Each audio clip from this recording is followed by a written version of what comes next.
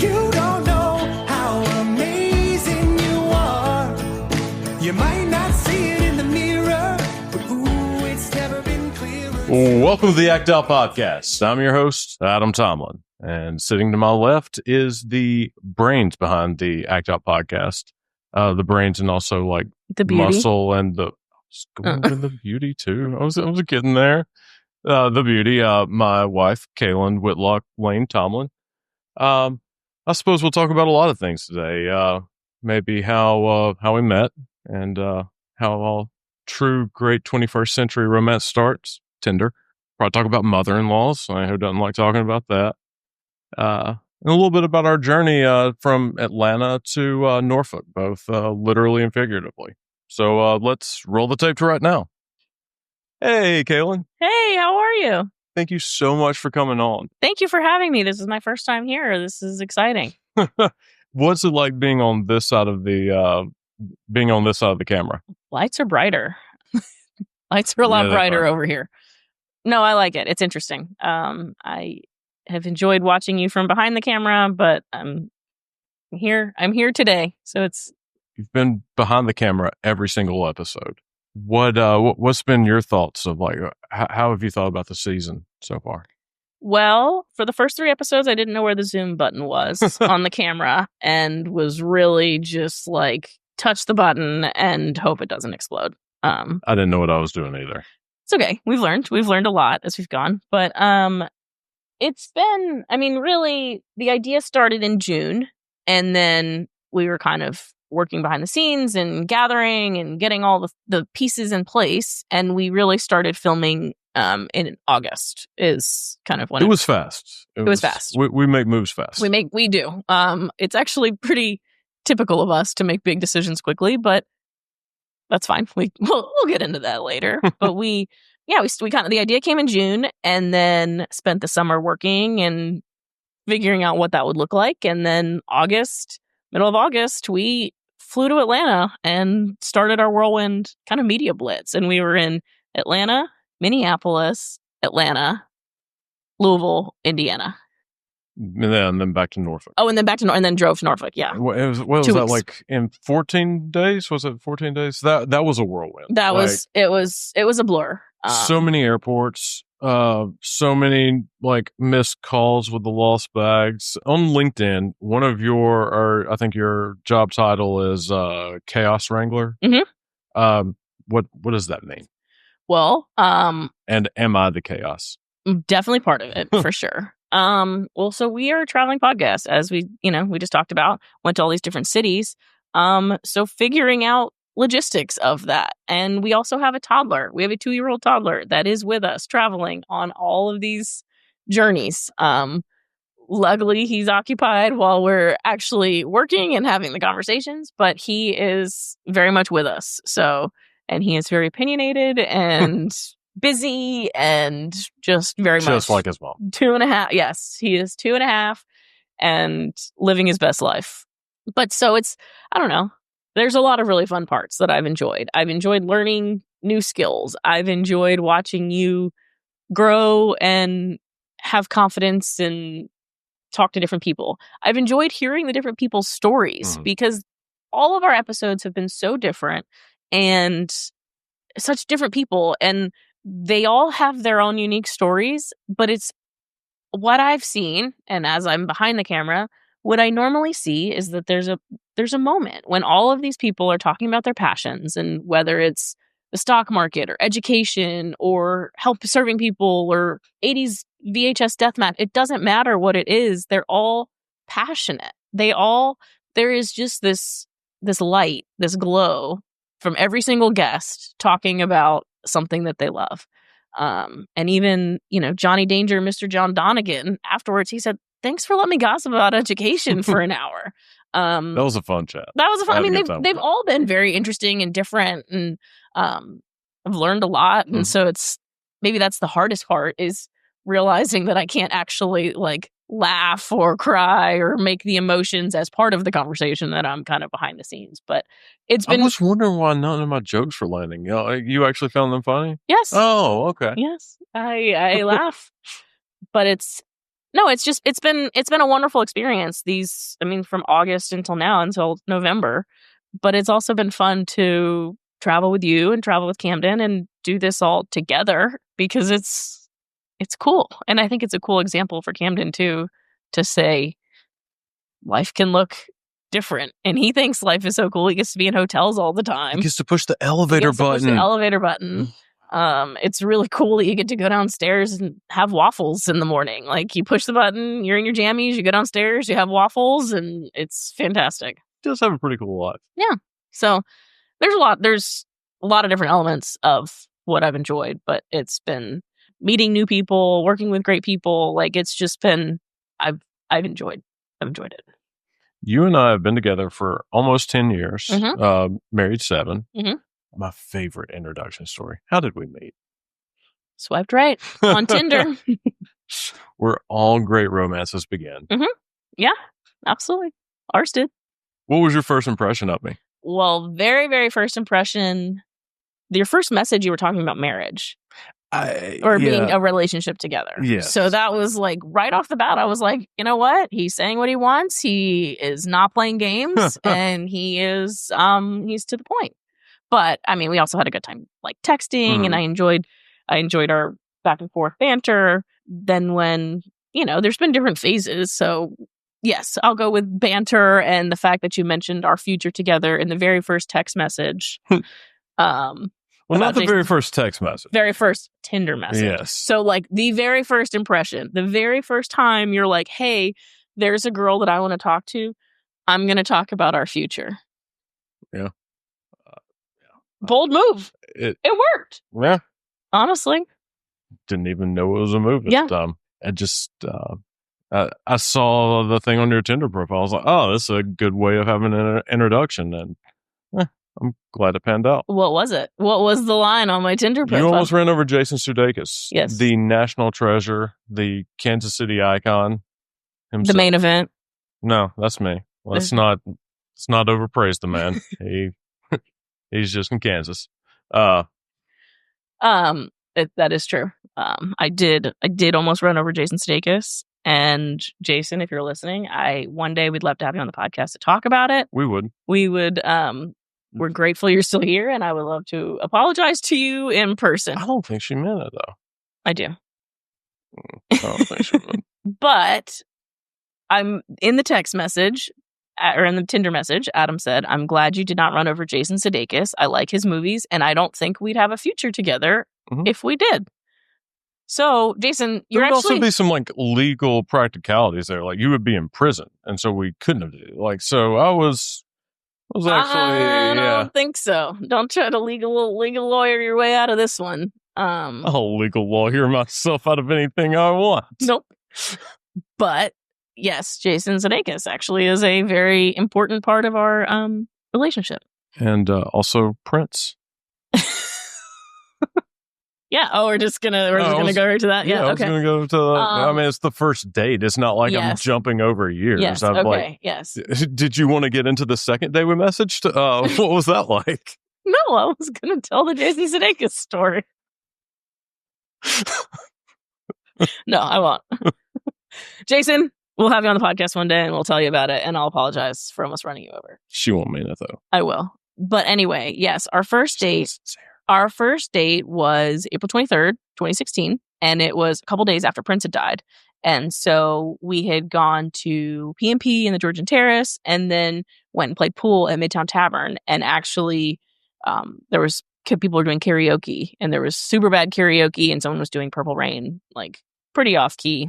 Purple Rain is a very hard song. Yeah, it's a hard song to do, like, even if you're good. Yeah. But particularly if you have no talent. So, like, I can't really speak to it that much, but it's not a good song. It's not a good song. But anyway, someone was singing karaoke. And so then that kind of became our song. Or, when it came time to have a first dance song, we said, well, seems like Purple Rain is the obvious choice.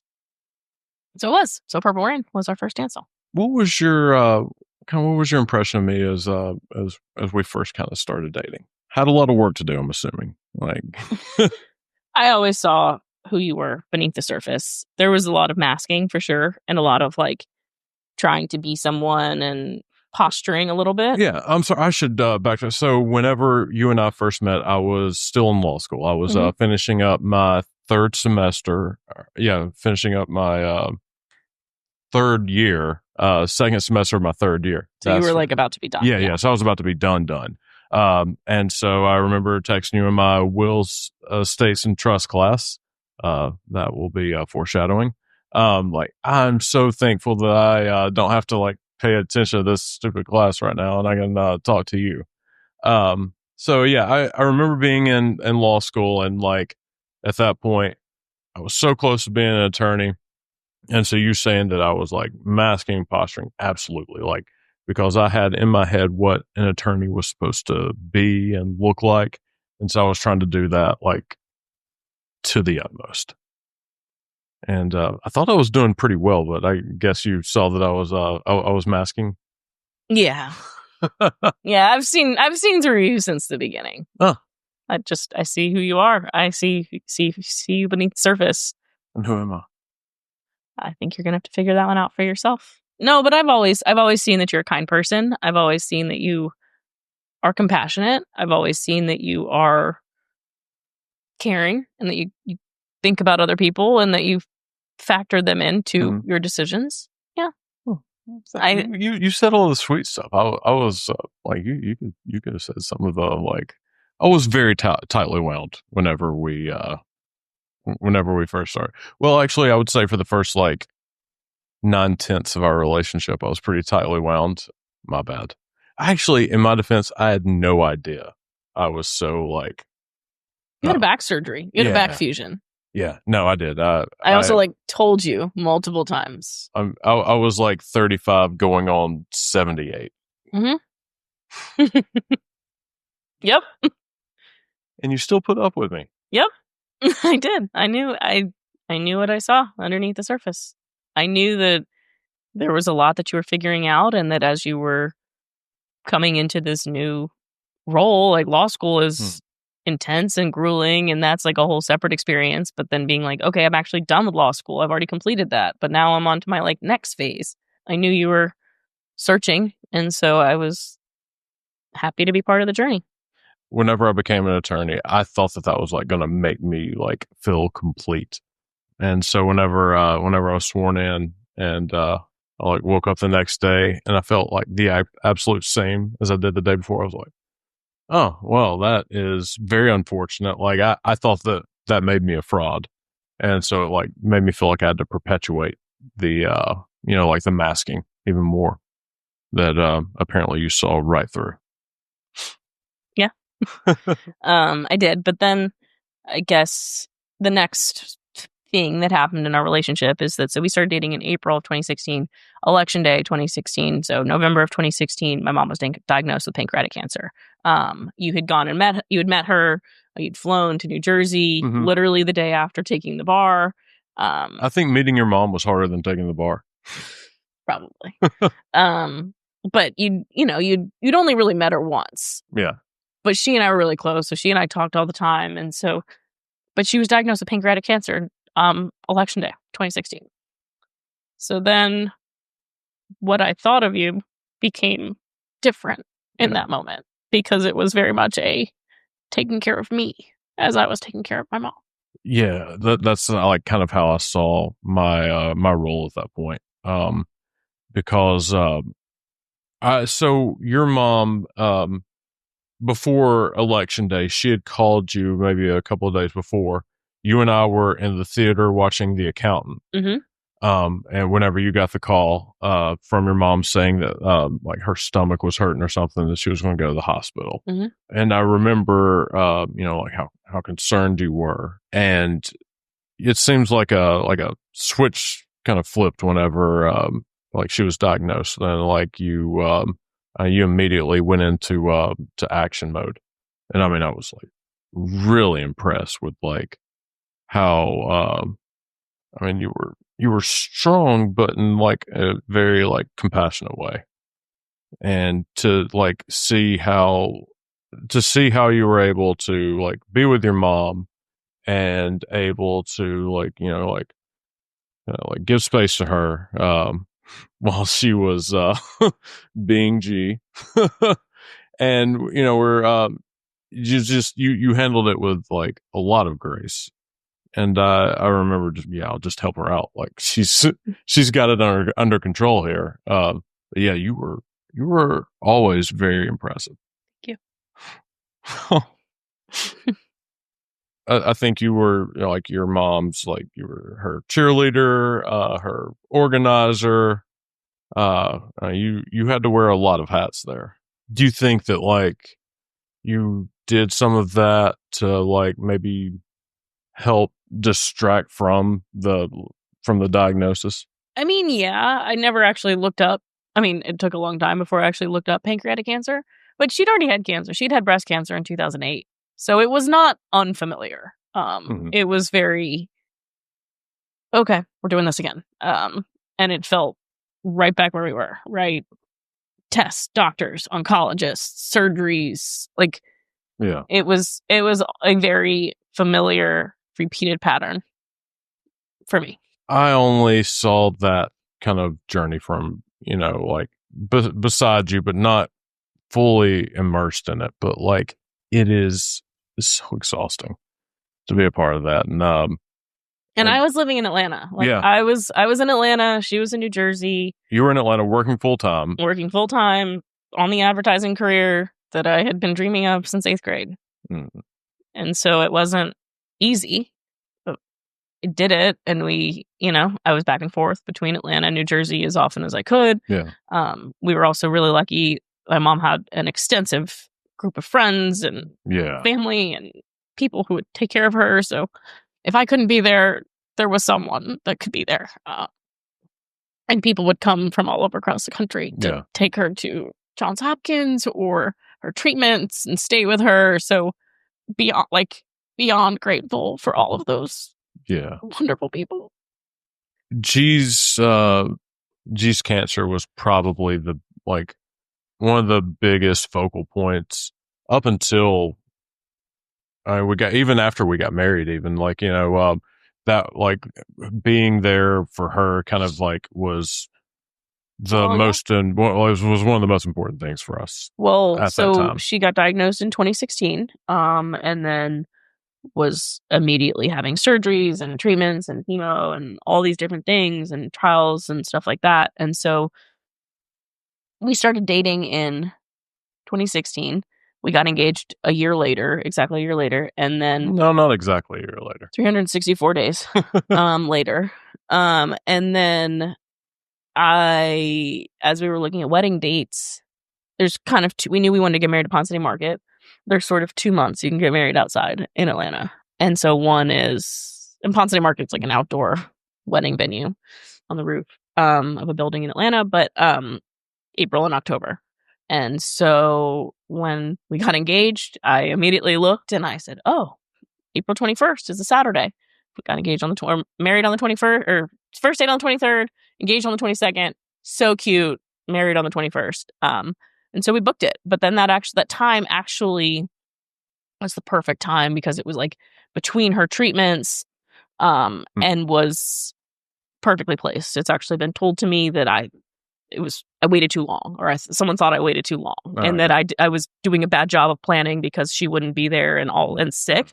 And I was like, no. And it was, the thing is, it was actually the perfect time because it was perfectly between her treatments.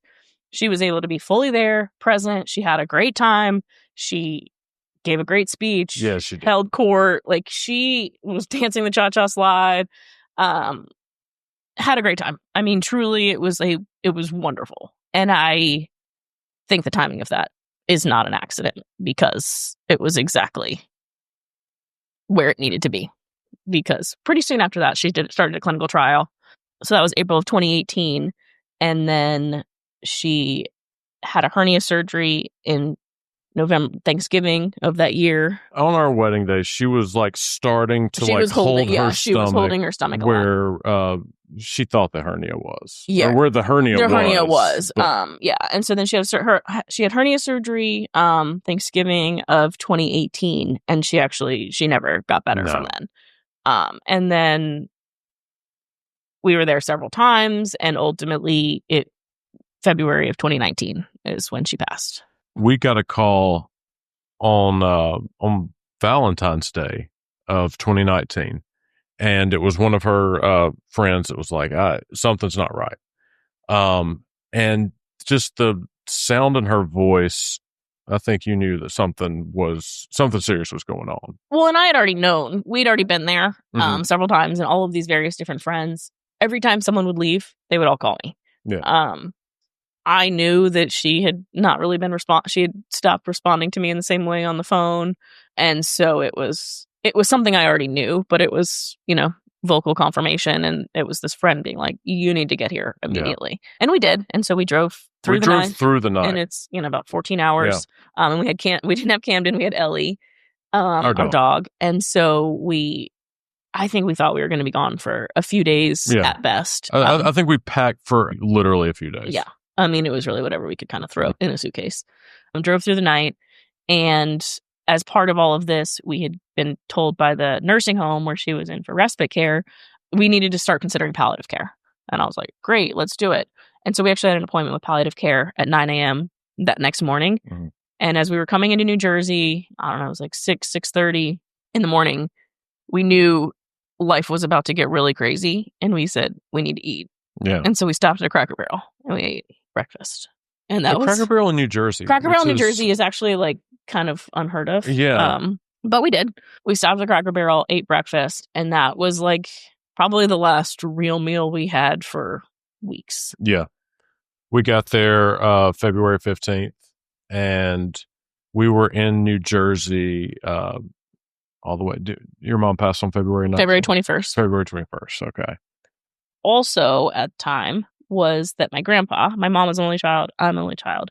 My grandpa was also on home care and hospice in Ohio with full-time caretakers and all of that. Yeah, so your mom just passes February 21st. February 22nd, you are now the power of attorney for your grandpa, and you have to make healthcare decisions for him. Yep, because my mom also had it in her documents that we put together for her. Yeah.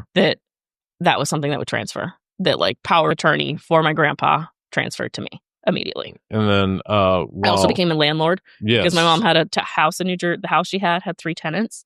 So became a landlord, became power of attorney for my grandpa, who was 97, on hospice care in Ohio. And you were supposed to also take care of your mom's estate. And then I was also in charge of my mom's estate and packing up her house. And at some point, I was going to have to go back to work. Yeah. So you had no responsibilities whatsoever. None. But it was really difficult. I did have to tell my grandpa. He didn't really understand. I kept trying to keep him informed, but he was also had dementia at the time, so he didn't really understand. But I did have to tell him that she passed. It was pretty difficult. Again, I don't know that he fully understood. Go visit him a couple later just to kind of make sure that everything was in somewhat of a good spot. Super glad we did. Yeah. Because so we're now every day we kind of had a mission at my mom's house. We were like, okay, today we're going to pack up these cabinets. Okay, today we're going to take these things and see if we can go to an antique store. Okay, we're going to go to the bank this day and learn about this. And throughout the whole time, we never knew what we needed. It was snowball information. Yeah. We'd ask and then we kind of learned, okay, this is the next thing we need to do. And then we'd ask another question. And then we'd just kept gathering information. And then you get a little bit more time. And then you're like, okay, let me try and do this task. It felt like you were trying to dig yourself out of a really, really deep hole. And, well, you probably wouldn't, but, I don't know, you could start chipping stuff and all of a sudden, oh, okay, I can see a little bit of a path forward. There's a little bit of daylight. And so we did that for a month, really. Things started to feel a little bit more normal of we're just kind of, okay, this is what we're doing. We're living in New Jersey. We're, handling all of this. I was a New Jerseyan. You were a New Jerseyan. I'm sorry, New Jersey. What do we call ourselves? We're from Jersey. Yeah. I don't know. I don't mess around with that. Yeah, we are. And so we were kind of getting into a groove, and things were getting as many things taken care of as possibly could. And then we get the call from Ohio, and they say that they're putting my grandpa on code reverence. And I didn't know what I that had was. no idea I what didn't know that what that meant. was, but it doesn't It make didn't sound very good. It's not. though. It doesn't take an idiot, a genius out that it's not good. So we immediately, drop Code everything. reverence apparently means nearly 3 weeks later. It was though. yes, it was 2 weeks later of just basically sitting on our hands, not really sure what to do. in the middle of nowhere. In the middle of nowhere, Ohio. Ohio, with like nothing No to do, no reception. service. Like, I mean, we were truly just sitting on our hands with this whole experience. Luckily, we did have some wonderful friends that volunteered to step in where we had left off on the house in New Jersey, because we were going to have things being shipped to Atlanta. That was anything that was coming to Atlanta at the time. We were just renting a house, a small house. Anything that was coming was going in one pod, and the pod was coming, and the day the pod was getting picked up were right in the middle of April, when my grandpa was still very much present. Yes. We couldn't leave. And Nope. so at first, my friend offered, she said, "Where can I go? Do you want me to come to Ohio, or do you want me to go to New Jersey?" And I was like, "We don't need anyone else in Ohio sitting around doing nothing." Yeah. No. And I am not usually one to accept or ask for help. And so then I was like, "No, it's fine. We've got it." And I waited about 10 minutes, and I called her back and I said, "If you could go to New Jersey, that would be huge. And make sure that pod doesn't get picked up completely empty. That would be huge." And so then 2 wonderful friends, packed we'd kind of already had things separated and kind of knew what we wanted, but went and they packed that pod for us, which was huge. And they did a fantastic job. If there was things that didn't make the cut, everything that we have is what we're supposed to have. And we are super grateful for them doing that. But we were in Ohio, and then my grandpa ultimately passed away April 9th, and we planned my mom's celebration of life April 13th. Yep. And then my grandpa's funeral was the next day. Yeah, April 14th. Was April 14th. And then Very different experiences. very different.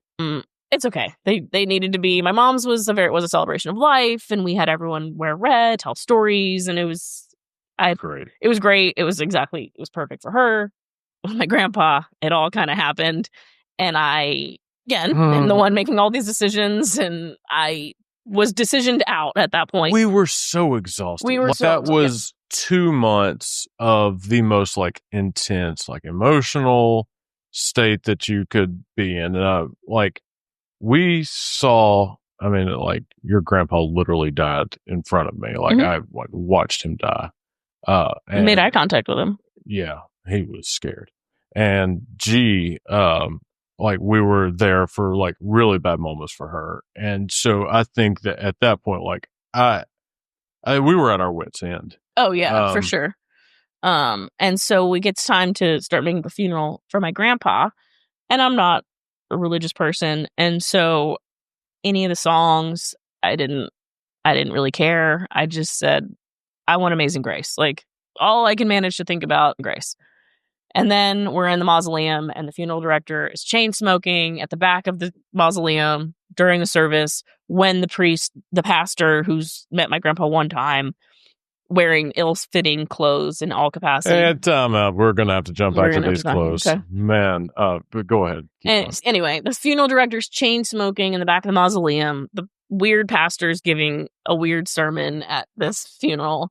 It's an open casket, which no one really asked me about. And so I was like weirded out by that.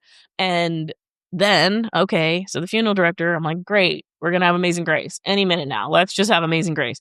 And then I hear the like cassette tape go into the boombox, click shut, and it's the 8-minute instrumental version of Amazing Grace playing from a boombox. It sounds like it's in a tin can across the street. Instrumental. 8 minutes of instrumental Amazing Grace. I lost it. And not crying. I just started laughing. Yeah. Straight up was like, this is the most ridiculous shit I have ever done. It's a really good thing that laughing hysterically and crying hysterically look identical. It's true. And I was just like, I can't believe this is what we're doing. It was, and I wanted military honors for him. We got and the Boy Scouts came. Yeah, the Boy Scouts maybe would have been like an upgrade. Like, this was the most ragtag bunch of, like, I guess veterans, but I don't know. And we had been led to believe that the pastor who went over, did the eulogy, was your grandpa's pastor. Yeah. That's what we had thought. He had been there, I think, a couple of days before and gave Chuck communion, just to make sure, I guess, sins are absolved. I don't know how it works. Not going to ask. But he comes up, and I think he may have gotten dressed in the dark while having an epileptic fit, because his pants were about 13 sizes too big. Like, I think the Jolly Green Giant had the original suit. And then he may have stolen his toddler son's dress coat and tie. He'd match. Like they were from the same closet. No, definitely not. And have moved he could not have touched his fist together without breaking the jacket. No, for sure not. And the tie I don't even think the tie made it blow his nipples. Barely. It was more of a bib situation. No, I don't like to make fun of appearances. I'm only doing what just happens after this. What is his eulogy? So, you would expect some personal stories of my grandpa and any sort of decent presentation of a person's life. No, this pastor, this was when we realized that he'd literally never met my grandpa, because he just read the obituary word for word from the paper. And to the point where he almost said Kaylin, husband Adam of Atlanta, Georgia, but paused because he's like, oh, I'm not supposed to say that part. It was what it was. We laughed through the whole thing. He then gave an altar call. He did. Casket call? Is that what you would call that? A casket call? It was inappropriate. It was if you want to be reunited with Chuck, now's the time to come accept Jesus into your heart. Yeah. It's just not time. It was weird. It's just not. I was really surprised no one that offered. I thought souls would have been saved that day. It was a bad call. But also I will say the open casket, even though I was not super fan of it, we put my grandpa in a suit and had a skiing tie, and skiing was a really big part of his life. And he skied, well into his 90s. He pretty much had to stop when the double knee replacement said no. But one of his ski friends came and saw the tie, and so he stopped me in the receiving line and he said, I gave him that tie. And I was okay. So there you go. That's the reason we have to have an open casket. But they creep me out. It's not my favorite. And so, but 2 months. It was 2 very intense, brutal months of just never-ending task list. And what I remember about you is that I would be trying to go do a task, and you'd go, it's already done. And so that was something that had never happened to me before in my life. I had never had a person anticipate what I needed or what I was thinking about in that way. I'm so glad that I could have been there for you in that way. I couldn't have done it without you. No, actually, I was about to say I saw much hurting, but I didn't, because you really didn't show much. But I knew that you had to have been hurting because of how much you were doing. You were just nonstop going. And so I knew that okay, yeah, she, if she does stop, she's going to be faced with a really big ball of grief. And so, yeah, I wanted to do everything I could to help you out. And I'm glad that I was able to do it in a small way. It wasn't small. It was pretty big. So after that, we ended up having to sell your mom's. So then, I'm sorry, we had to be responsible for your mom's estate and your grandpa's estate, both. Yep. In that time. And then as we were doing that, we decided, why not just add more to the mix? And so we sold my mom's house and bought our house. And we're so grateful that from the sale of her house, we were able to buy our house. It was direct. We would not have been able to buy our house. Oh, no, not at all. That. It weren't for Gio. So it's a little bit difficult because our whole life is because of her. Yeah. It's because of us. We've definitely worked, but there is definitely a acknowledgement that her not being here has given us a life. She sacrificed for us. The way I see it. Yeah. I'm extremely grateful for G. And she had all these complicated plans of how to sell the house or do a tax deferral and all that, because we had the tenants, and so it was not a straightforward real estate transaction. And so it actually worked out better for us out than it would have if she had tried to do the exact same transaction. So we're extremely grateful because we wouldn't be here. Yeah. I mean, truly, our life would look very different if it weren't for her. The house that we bought in 2019, we bought it in June. Yep. So we weren't planning on it, but it ended up being that we sold and bought our house in the same day at the end of June, which was, they were actually very much in sync. Like I would get papers for one that I had to sign, and then I'd get almost the exact same papers for the other. Inspections were on the same day. Like they were just very the same. It made me familiar with the process for sure, because then I was like, oh, okay, so then this happens. Okay, so then this happened. But that's the first half of 2019. And we kind of said we didn't want 2019 to be a year, when you look back at it, that's a shitty year. That's a sucky year. Like, and put a big red X through it.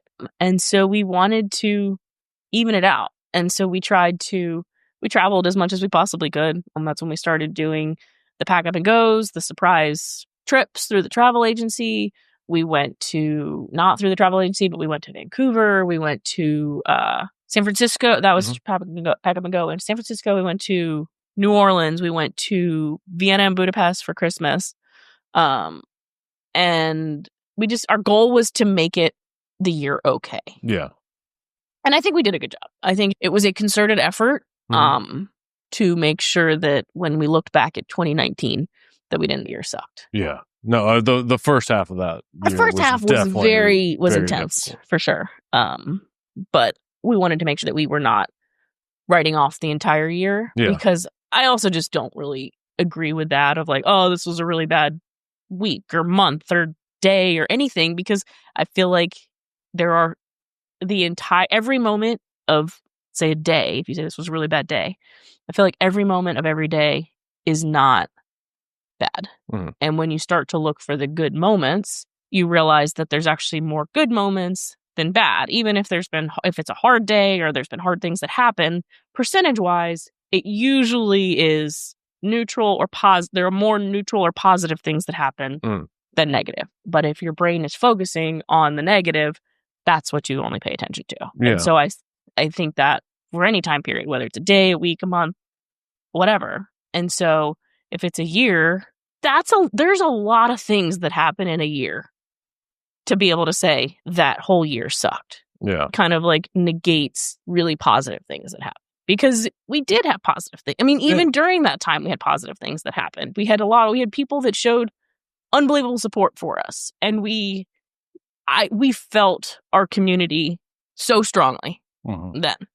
And so I don't want to negate that and be like, 2019 sucked. Even the first half, like it was super hard and we did a lot, but the goal was to not have the entire year be a wash.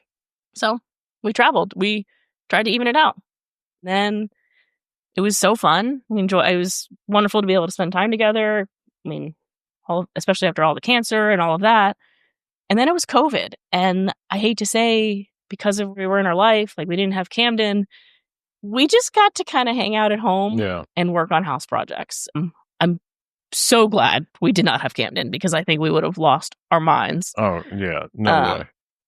And working from home, like I enjoyed the time, because for the first time we were able to sort of just be. We didn't really get that luxury when we first started dating. We didn't get that when we were first married. Like, it was nice to sort of have this forced get to hang out. Yeah. We're just spending time together.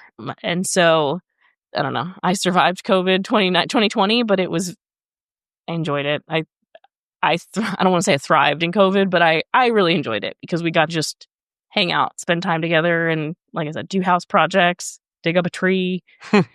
I think it was good that we were able to, and all of the things that people were stressed about.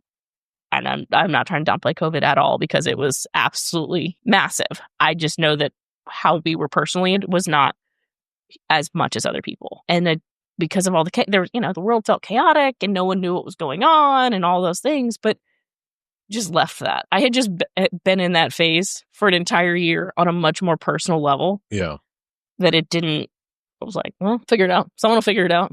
Either we stay in our houses forever, or there will be a solution. Like, this isn't how it ends, basically. So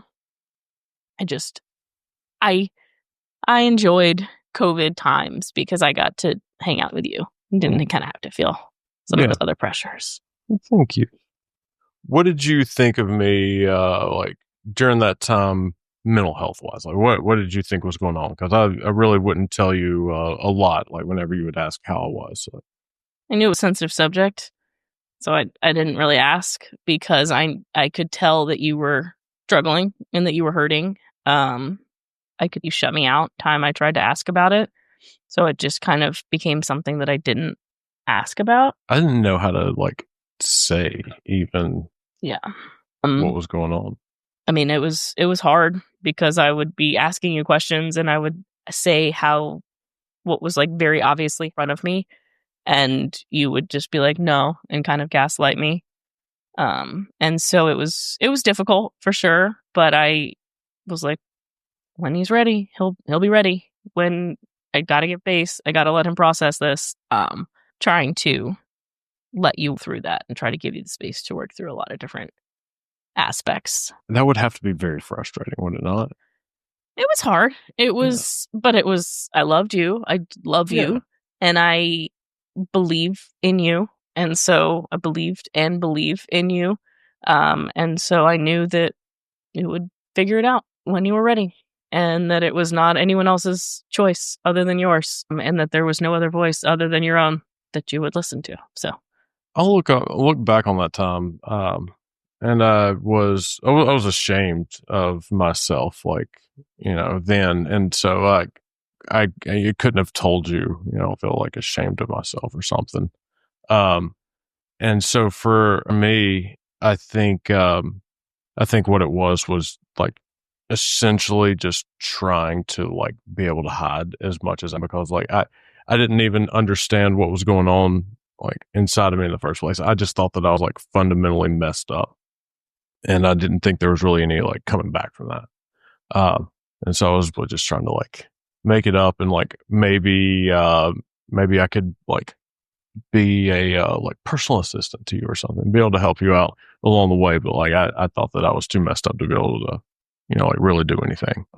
And I back on that, like, yeah, there was a lot of shame and stuff. I think like what I'm the like most disappointed in was the fact that like the shame that I felt for myself made it to you seem like that I didn't appreciate you. That like kind of realizing that like that really hurt me, or that really hurt that like I could have acted like that and been just oblivious to, like to your hurt.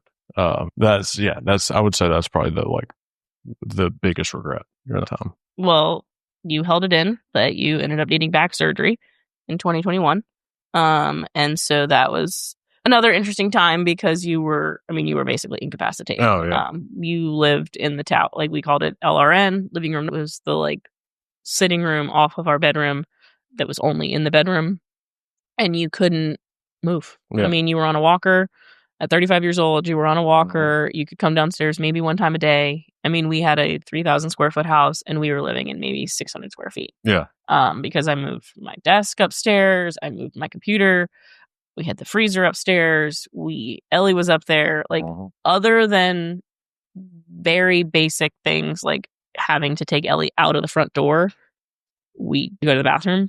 We lived upstairs. Yep. That was really difficult for me because there was so much on me. Oh God. I mean, I was you weren't really having to be a caretaker and work full time, like work like a lot full time. And that was pretty hard. And so I said, we need to go to a therapist or we need to else out. So my two options were we're going to see a psychic and we're going to see a therapist. And we saw both. And actually, that psychic in those readings is who told us that we would ultimately be moving to Virginia. Sorry, so okay, the psychic said that we would be moving to Virginia. And so we were like, you were laid up, like you couldn't do anything, and then you didn't have surgery until November. But luckily, there was a lot of drama with the surgery and the staph infection. Oh yeah, I and forgot about all the that. staph infection. So I was supposed to have the surgery like in a couple of days. End up getting a staph infection from going to a No, pool. you got a lidocaine patch, Oh yeah. and then the lidocaine patch pulled off all the skin on your back. We didn't realize it, and then you got in the pool because that kind of took the pressure off of your back, and then you got a staph infection from in the pool where all that had happened. So then they couldn't do the surgery because then there was a staph infection, and that would be right into your spinal cord, and that's not good. And so then we had to keep waiting. And so it was like alternating appointments of like dermatologist, surgeon, dermatologist, surgeon, dermatologist, surgeon to see who, like, if it would be healed enough. And then finally it was like, they felt like it was safe to be able to do the surgery. And the surgery was fast. It was a spinal fusion. I was prepared to be doing stuff all day. So I had paperwork. I had all these tasks that I was ready to do. And then they called me and then they said, okay, Tomlin, back to the consult room. And I was like, he's done? I'm not ready. I have I have a lot of things I have to get done. And then Does he have another vertebrae you can yeah, mess like with? what are you doing? I got shit to do. And then you came out of the surgery, and once you went to the bathroom, that was sort of their marker. Mhm. You were free to go, and you walked Ellie with me that night. You went home and you walked Ellie. I mean, I held the leash, but like you walked around the neighborhood, and that was the most that you had walked in a year. Oh yeah, that was the first time I hadn't felt like pain in a year. Oh yeah, it was like sore because of the surgery, but like it was like you can always tell the difference between soreness and like pain, and that was like the first time that there wasn't actual pain. So yeah, I was really pumped about that walk. I remember that. Yeah, I mean, it was great. It felt like we'd turned over a new leaf, and it was really hard to see you in so much pain, and in such a low place.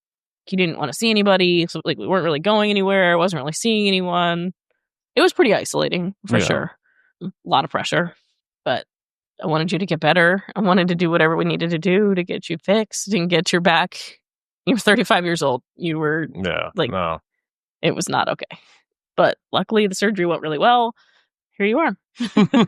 After the surgery, you and I we were talking about wanting to really start a family. Yep. And so then, really that was actually something they asked during the surgery. They're like, "Oh, are you done having kids?" And we're like, "Actually, no, we haven't even started." Yeah. And he's like, "Oh, okay, good to know. I'm not gonna do it this way because that will mean you can't have kids." So, but then we did IVF, and luckily it took the very first time, and so that was 2022, and that was the day after 4th of July in 2022, and then that brought us to Camden in March of 2023, which is crazy.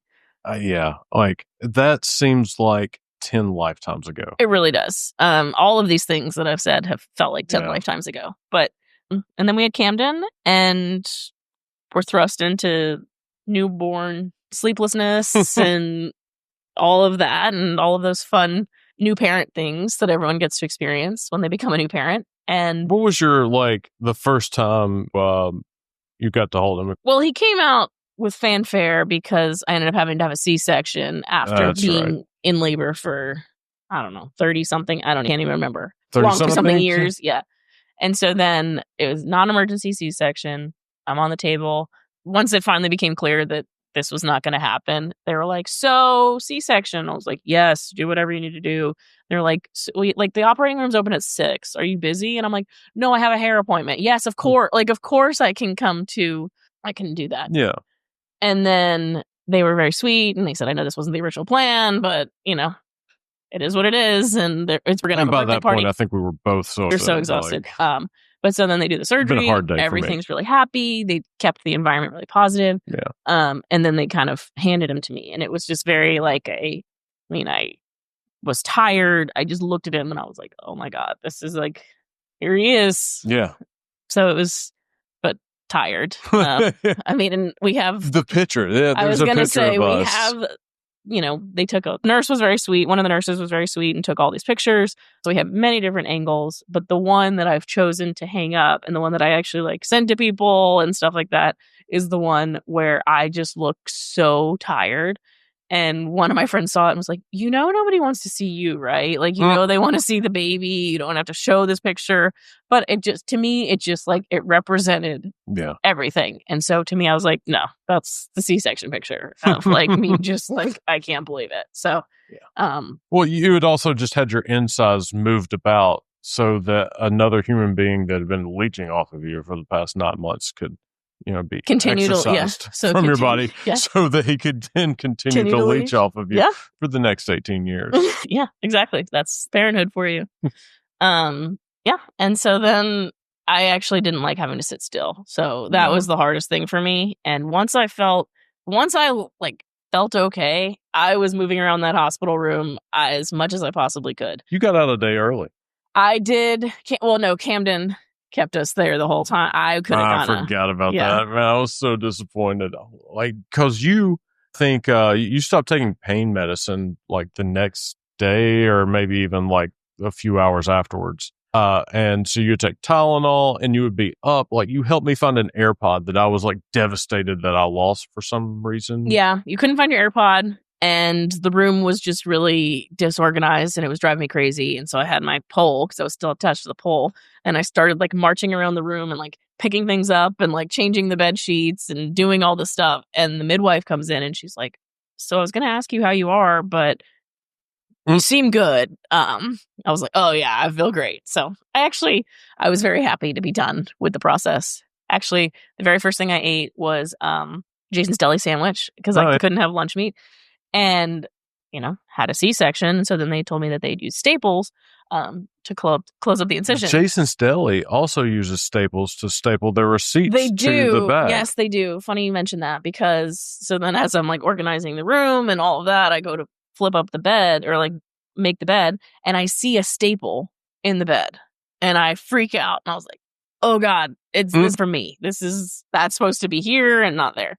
And so I called a nurse and I kind of explained it on the phone and I could tell by her tone of voice that she was a little like, what happened? What do you think? What? And I said, there's a staple on the bed. I think it may have come from my stomach. She's like, okay, helping a patient will be there like so fast. And then, she was pretty close. And then she looked and she checked the incision. She was like, no, that looks fine. And she looked and she's like, wait, this looks like a paper staple. And I was like, oh yeah, I was so excited about that Jason's Deli sandwich that I like ripped the bag open. And so it was not a staple from my wound. It was a staple from my sandwich, but all is well that ends well. And so then, we have then we come home, we have Camden, and then inspiration hits us and we said, I think we want to move to Virginia. And inspiration hits us so Atlanta kind of felt like just gotten too big. Yeah, Atlanta felt like it got too big. Wanted a place where we could be like more walkable, closer to water. Didn't realize how stuck I felt in Georgia. You and I both have long lines of family lineage in Georgia. I had been there for 11 years after college. I was in the same kind of way that I was moving to London because I felt like Atlanta had nothing to offer me when I was 25. At 34th was feeling like it didn't really have that much to offer me. And so then we decided we were going to move to Virginia. And at the time we said, okay, in 2 years, we're going to move to Virginia. And I knew it wasn't going to be 2 years, and you knew it wasn't going to be 2 years. And I think I even said as much. Pretty sure I said, it's not going to be 2 years, right? Yeah. And I do, but I was pretending. And it was 2 months.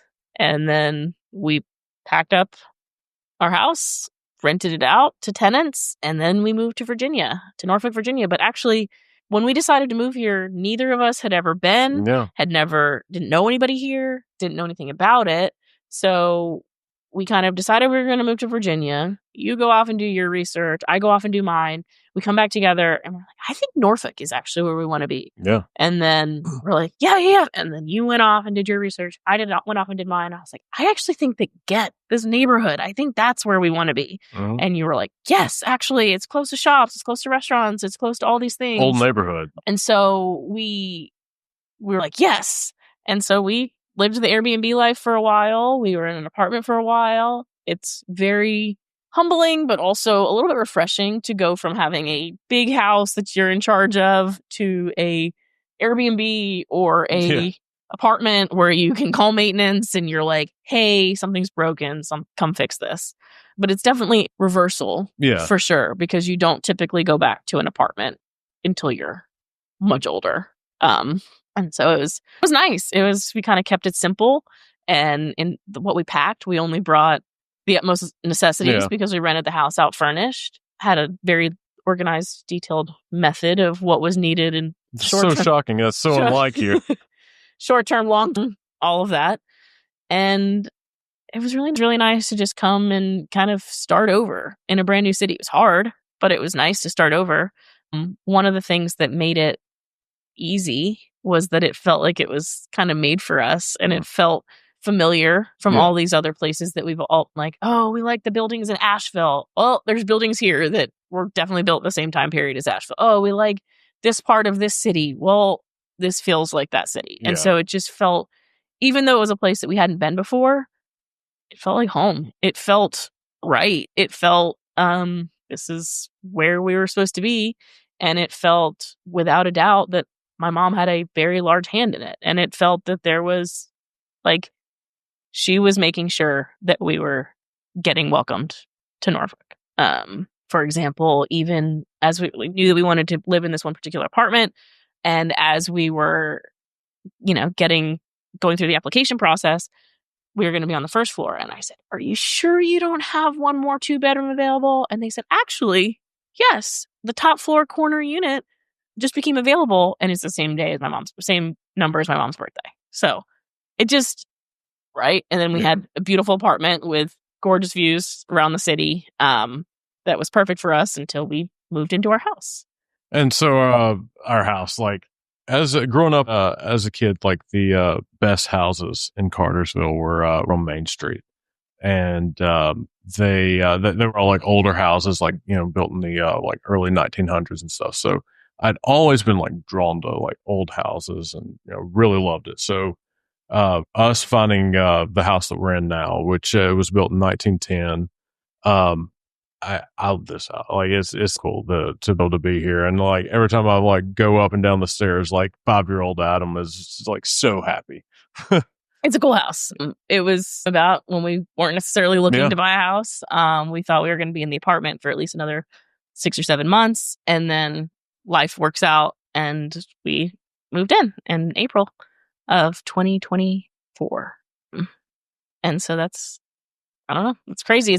We lit, and we love being able to walk to places and love getting to know the area, and people all seem so friendly.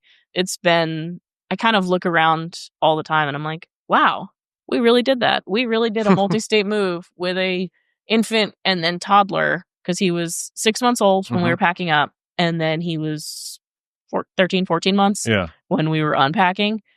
So hard. It was so hard. It was so hard. But it was really nice when everything was finally back together. We had all of our stuff again. We could get the house set up. We sold the house in Atlanta. It felt like a new version of 2019, where in 2019 we had all these logistics, and you kind of just have to do one step at a time. And we're going to do this. And so with a multi-state move, phase move, it was kind of that too. We're like, okay, today we're going to do this. Today we're going to do this. Today we're going to do this. And we kind of just, you get through it one step at a time. And it's not always easy, but that's kind of we've learned to operate is we just make big decisions and we just do it. And one of the driving things for me is that we can. And now that we've done so many very challenging, layered things, I'm like, oh, okay, that's no problem. That's a walk in the park compared to what we've done. So that being a perspective on a lot of things for me is that, okay, we've done very hard things that a lot of people haven't, and a lot of people would not necessarily be able to do in the same way that we did. And I'm like, oh, we already did that. Okay, that's fine. It's no problem. So it actually serves as a very much a boost in terms of many life's challenges, because to me, I'm kind of like, we can figure it out. That I know that if we are fully committed to something, that you and I can pretty much accomplish whatever. Yeah. As much as I love the house, like this house even has a more special connection to you. Do you want to get into that? How deep do you want to dig?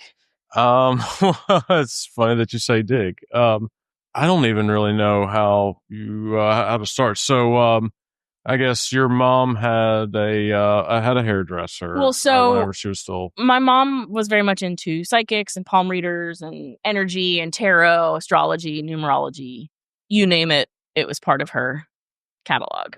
And so she would always tell me as a kid, I mean, she would go to psychics and palm readers and stuff, and she would tell me as a kid, she would say, "You're psychic too." And I absolutely was too cool to have a mom that was into these things. And if I was too cool to have a mom that was into these things, I was too cool to be psychic. So it just wasn't my world. And I didn't believe her. I didn't think so. But that didn't, just because I didn't believe it doesn't mean that it didn't happen. And so my mom would actually, she appeared to many different people since she passed. She would appear. Yeah, after she passed. She appeared to people all the time when she was alive. But she would, appear in people's dreams, or people would text me and they'd be like, "Oh, I heard this song and I thought of your mom. Oh, she was in my dream last night. Oh, I saw this and I thought of her." And it was constant. I loved it. I mean, I never see her that way. I knew that there would be signs that she was around after she passed, but I didn't know what that meant. And so people would reach out to me and they're like, "Oh, she waved at me in the dream, or she winked at me in my dream." And I thought that was so cool. And I'm like, "Oh, way to go, mom." Like, being cool from the other side. But she had a hairdresser, Gary, cut her hair for 20 years. And Gary, over the 5 years previously, he would call me, and I knew him, and he and my mom are very close. He would call me and he would say, "Your mother's sitting on my couch. What's going on?" And I would laugh, and, I would tell him whatever we were doing in our life and give him life updates and all that. And at the time, it kind of seemed random, but it would be when I was thinking of my mom. And so, and he would call me like clockwork for 5 years. "Hey, your mom's sitting on my couch. What's going on?" Or he would start to tell me things that there was no way he could possibly know. Yeah. And he was knowing things that were happening in my life currently. And he and I were not like regular texting friends. Like sometimes we'd go a couple weeks without texting. Sometimes it was like several months.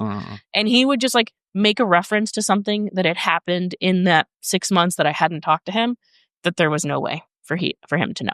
And so there had been several of these events and things that had happened and confirmations that had happened over the years where I knew that when Gary said that my mom was saying something, I knew that I had to listen. I knew that I had to trust it.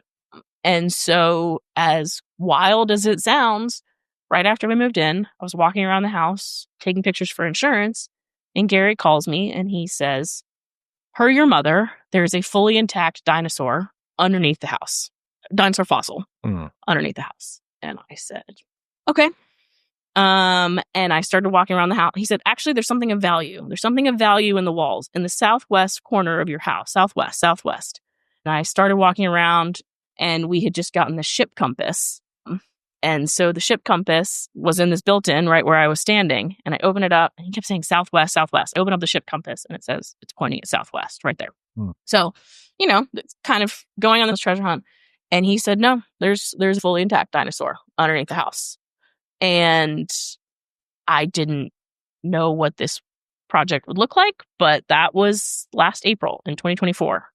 And so I thought about it. I thought about it for months. I kept thinking, I was like, is there really a dinosaur? Like, this is crazy. But then I kept thinking about all the confirmations that I'd had from my mom and from him over the years. And I just like, okay. And I was like, am I going to have enough room under there? How tall is it? What am I going to use to dig? There is not enough room under there. I mean, it's under the porch. So ultimately, as I was determining this, I started to get clear answers and get clear pictures as well. And so I actually started to figure out, okay, this is going to be where I dig. This is going to be how it happens.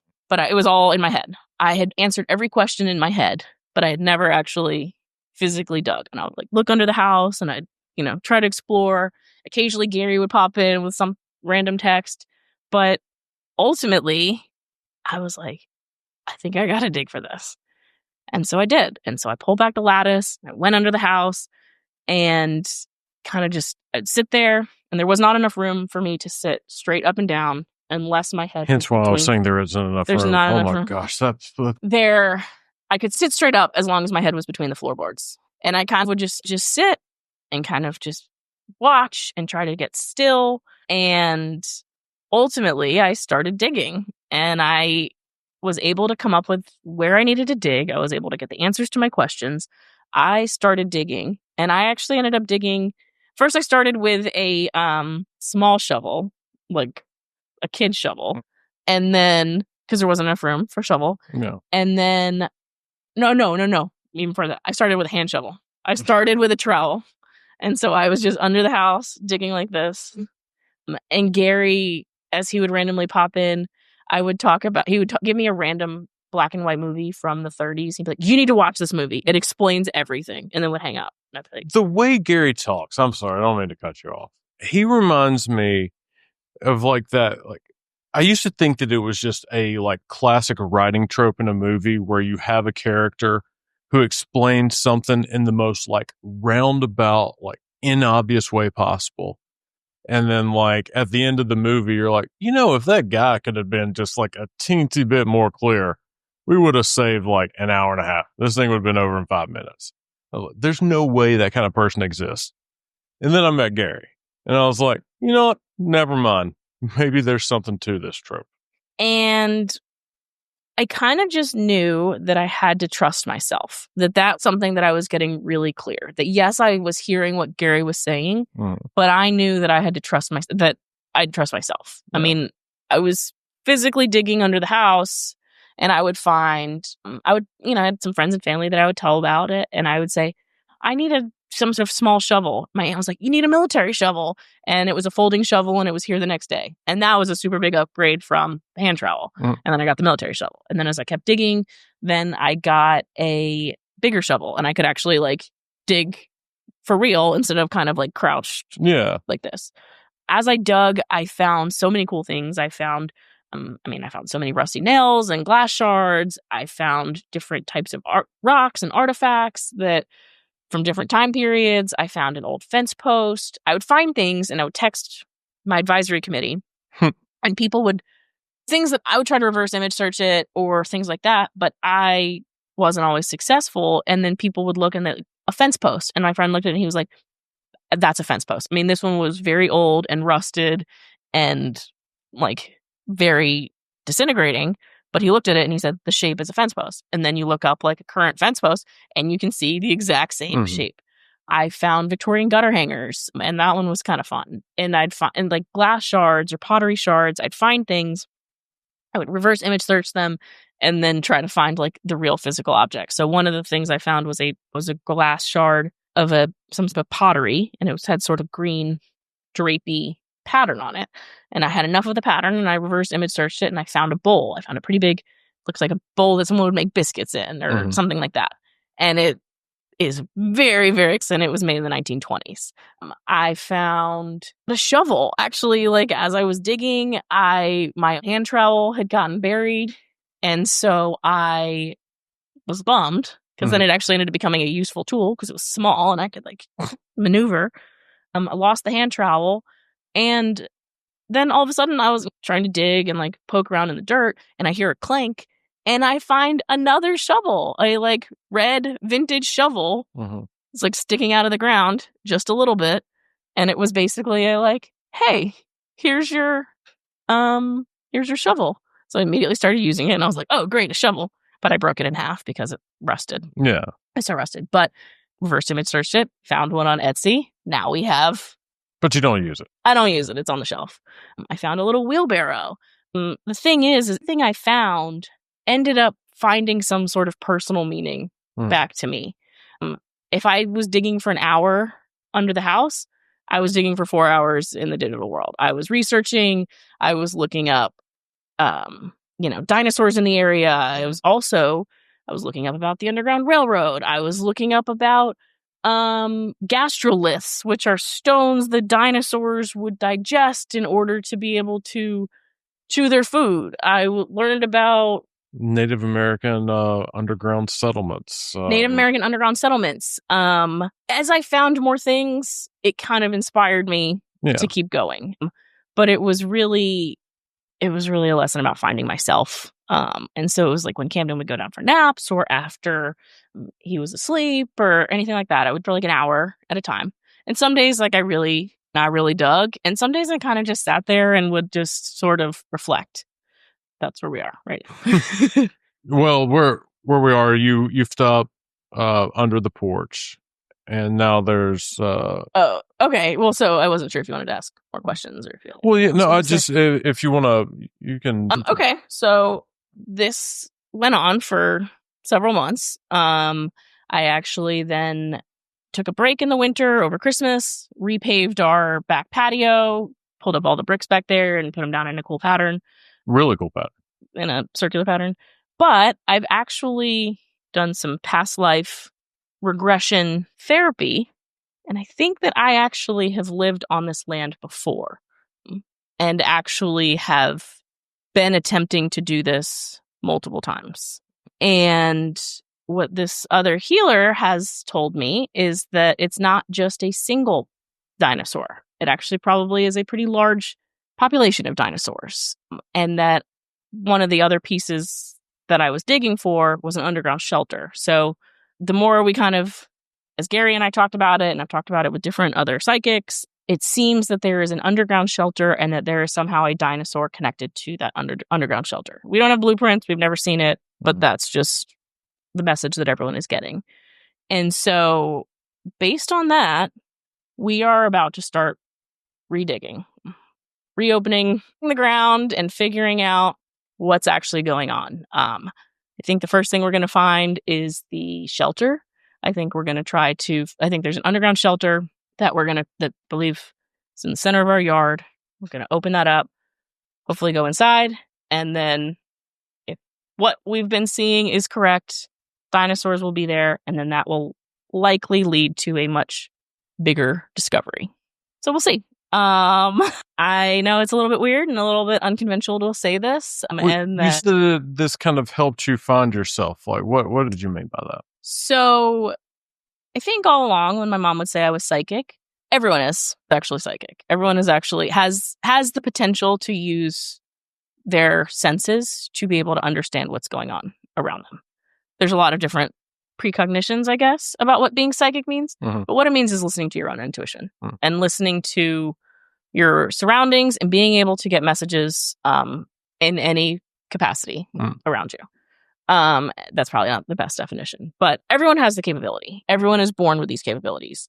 And so I actually do have the ability to hear messages that people don't. Some people call it pattern recognition. Some people call it intuitive, whatever. But I believe that everyone should listen to their own voice. I think once you know yourself, you're kind of tuning out all of the other noise of what I should be doing or who thinks I should be doing this and what all you find yourself and you say, I know that this is who I am. I know that I stand firm in who I am and that I'm confident in who I am. And I trust there's been enough things in my life.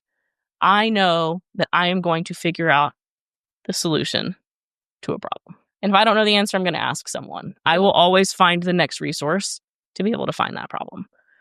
And so, what was the original question? What did you mean by finding yourself? Finding myself. I mean, even as I was doing this dig, Gary was there as a presence.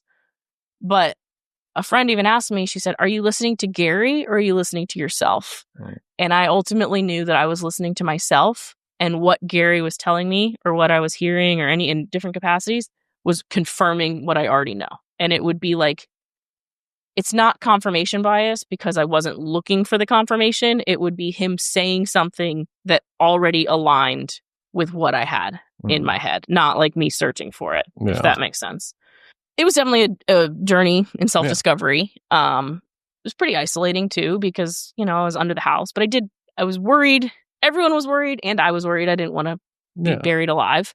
So I'd ask you to stay out there and sit on top of the deck while I was digging, just to make sure. Ellie would also sometimes come out underneath with me, and she identified her own mission pretty early on.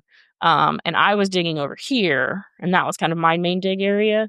And she was like really, really focused over here underneath the steps, constantly. I mean, and where the steps are, there's sort of braces and it's not easy, but she would like crawl her little arthritic body in there and be digging under the house. And so ultimately the conclusion that I came to is that she's digging for the dinosaur and I'm digging for the entrance to the shelter. I think that I actually think there's multiple entrances to the shelter, but I wrote a book about it, or I wrote a story about it. And that was... What's it called? The Dino Dig. Short story. It's about 20 pages. So I guess that's not short, but it's not chapters or novel or anything like that. But kind of just explaining how I felt connected to my mom and how I would start to be able to hear her voice in addition to my own. And actually, I had always been hearing my own voice. I had to be able to let others in. And so, I don't know. I know people think it's weird. I know people don't believe me when I tell them that I've done this or that this is there. But I know. I know with my full chest that it's there. I have never been more sure of something in my entire life. And so I know. I'm excited to be able to prove that. Well, it seems like you found yourself. I hope you found the dinosaur too. Me too. But I want to say thank you for 10 really great years. You've been absolutely amazing. Been a really good partner. Sorry that I didn't show that appreciation the whole time because it's always been there. But I do see you and see all your work, and I really appreciate you. Thank you. Whitlock, thank you for acting out with me. Thanks for having me.